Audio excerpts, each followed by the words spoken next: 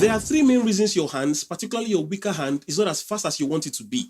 And today I'll be sharing those reasons with you because lack of hand speed is something I suffered for a long time before I was able to finally overcome it. And today I'm not going to be telling you just problems. I'm going to be giving you the solutions to these things, the step-by-step method I took, and some things that I've learned over the years of coaching other drummers. And of course, I'll be giving you guys some really helpful exercises that are going to help your hands really get faster. But let's start with the most important thing. Why is your weaker hand seeming to always be a problem? Have you ever sat down to ask yourself this question? Why does it look like my right hand can do a lot of things, my left hand cannot do those things? And I think it was a few years ago on a Facebook post or something, I came across a post that drew my attention to this. Most of us are right-handed.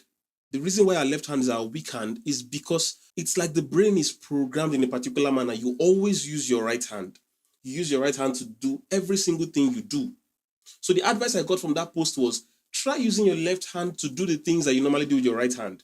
I started trying to do the dishes with my left hand. I started trying to eat with my left hand. I started trying a few things with my left hand. And what I noticed it did was that it started alerting my brain that this young man is now intentional about wanting to get his left hand more involved because this whole body is controlled by the brain. Do you understand? So try to get your left hand more involved because you're going to need your both hands in drumming a lot. So try to do your chores and some other things with your weaker hand and see if you're not going to see an improvement. I did it and it worked. Now, the next thing is your technique. And if you feel like your technique is good and you do not need, you can skip, but actually I don't advise you skip. Just check to see if you're getting these things right. Now, your technique is a very important factor that's going to determine if you would have flexible hands or not. See the thing here, I'm going to give you very good instances to prove this. Check how you grip your sticks. It boils down to grip, to understanding of the joints and everything. Because lots of the things you try to do that are seeming difficult for you are not actually difficult sometimes. It's just that you don't know the right technique to use. I'll give you an example now. If someone grips his stick like this, person grips the stick like this, and is trying to play some series of quick single strokes, this is how the person is going to try to do it.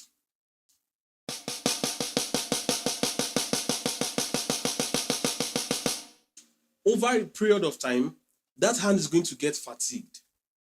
And there's a level of speed you might not be able to get to. But when you watch somebody else doing it, you watch people that are actually pros, you see that they use their fingers a lot. That same thing is going to come like this.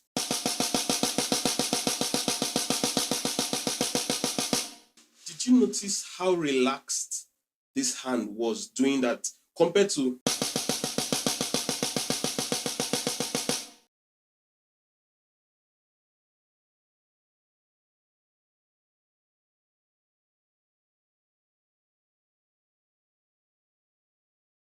So one of the biggest advices I always give drummers is understand the joints. When it comes to some kind of crazy speed with your hands, your fingers play a very crucial role. That's why I always ask, do this exercise, pivot your stick and do this exercise. Do you understand? And then also work on the wrist because the wrist has where it does its work.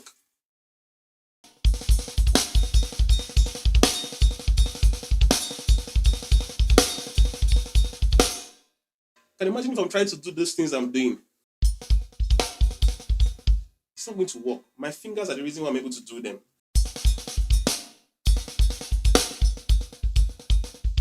I don't have an angle that's showing you my fingers from this side. You'd have seen it.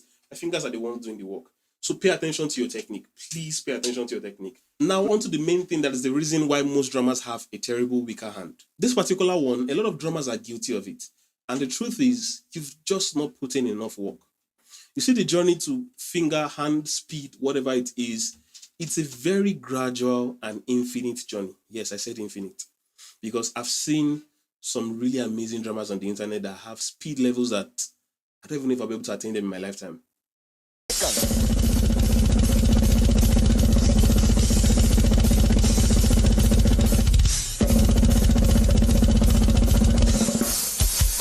For real, he has the same problem that a helicopter has. He's just playing so fast that the human eye cannot comprehend, cannot understand. There is no end to this journey.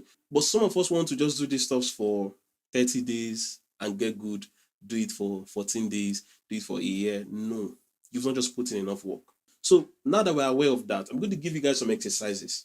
Now, these exercises are A lot of them are things that I did that helped me, and some are things that I came up with that I feel like are going to help drummers with their weaker hand a lot. Now, what's the first exercise I'm going to give you guys? The double stroke roll. I know you might start from the single stroke roll, it's fine. But why I'm giving you the doubles is because I'm giving you exactly what I did, what was very beneficial to me. Now, the double stroke roll I'm talking about is not this. A lot of people play boss rolls and they call it double stroke roll. Fine, I know it's a double stroke roll beneath there, but that is not the kind of double stroke roll that's going to help you have good finger strength and speed. We want to play a double stroke roll. Let each note be clear on their own. So we have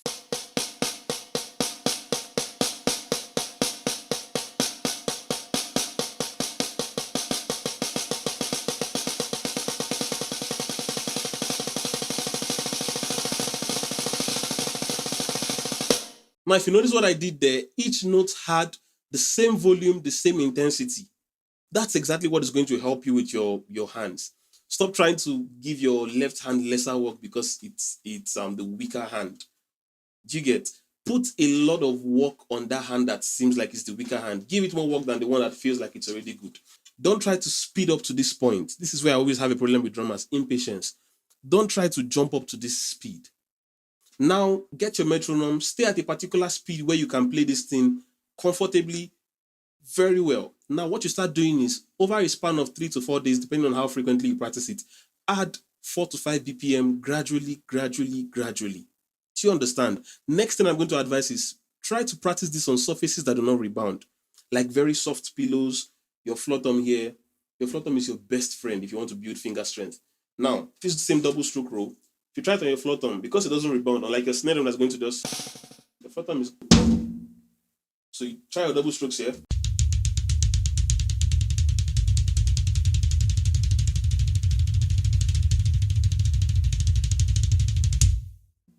So you can also try doing 3 strokes per each hand.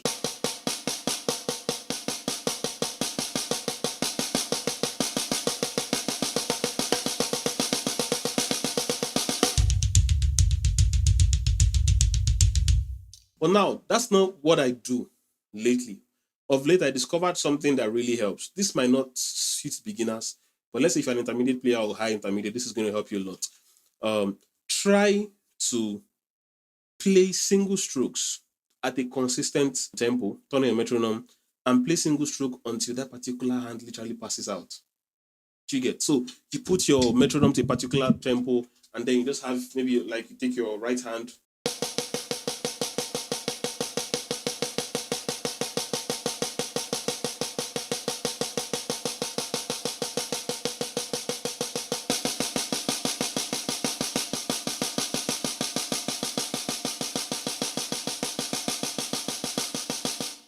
And you can speed it up.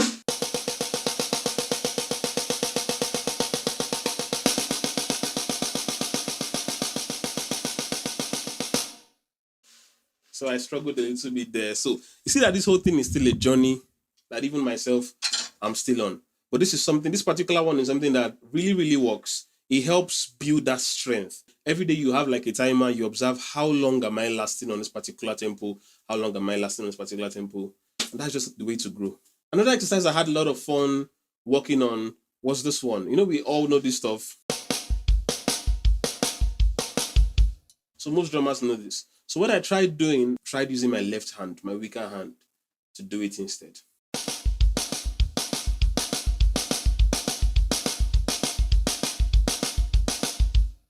You get? And as I always say, try it on your floor thumb. So you can imagine taking this floor thumb and kick. So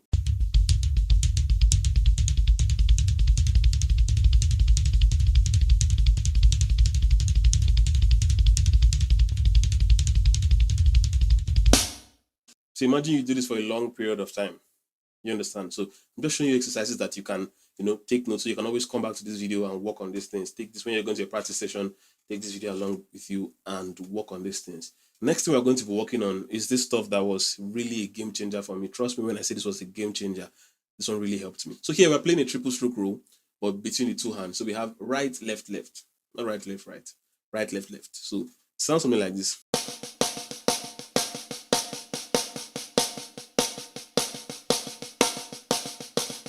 just like every other one, turn on your metronome and push it to the limit. You get so.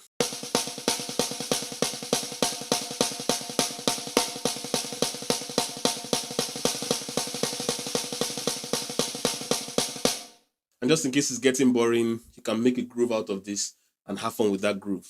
I had something like this. I was always having fun with during practice.